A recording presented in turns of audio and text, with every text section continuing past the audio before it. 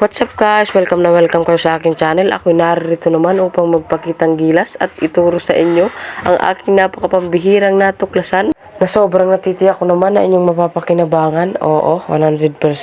Lalong-lalo na ngayon napakadalas bumisita na sa atin ang mga bagyo, ang pagkawala ng kuryente at pagkaubusan ng mga gas. Ito na ang numero 1 solusyon dyan. Ano pang hinihintay natin? Simulan na natin yan. Let's go!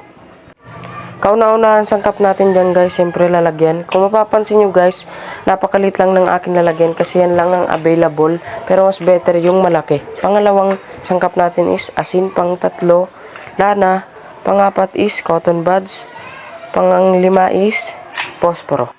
Yung pagmamasdan yung maigi guys, yung cotton buds ko is gamit na. Di, joke lang. At lalagyan ko na nga ng asin yan. Sige, kaunti pa. Tantiameter lang yan nga guys. Uy, bakit mo naman kinamay? Mapapanis yan. Pagpatuloy mo lang yan guys, paglagay-lagay ng asin. Pangatlo natin guys is lana. Tabi ko lang yung asin. And balik tayo. Sunod na ay ang lana. Dahan-dahan lang guys. Yan, kaunti lang at baka paglitin tayo ng ating nanay. Oops, tama na yan. Tabi mo na rin yan, boss. Pangatlo is lalagyan na natin yung cotton buds. Itutusok ko lang yan, pinapantay-pantay ko nga lang yan guys. Itutusok ko na yung cotton buds. Yan.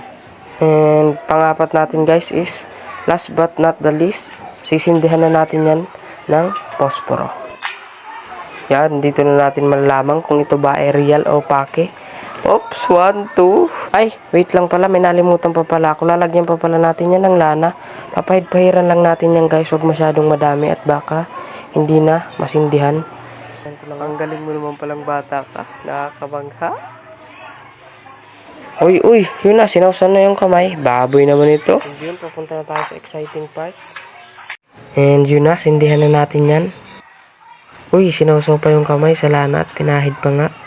Yun, sisindihan na natin yan guys. 1, 2, 3, go! Yun, gumana nga. Subukan mo nga yan guys kung gustong matuwa sa yung nanay mo. Diba ang galing ko? Yun, patay natin yung ilaw at isarado natin yung pinto. Tayo yung magaluto. Ang lakas. Ano, satisfying ba? Diba, hindi ko nasayang oras mo. Kung gusto mo pa ng mga pambihirang content, follow me for more. And yun lang guys, bye bye. Kita-kits on my next video.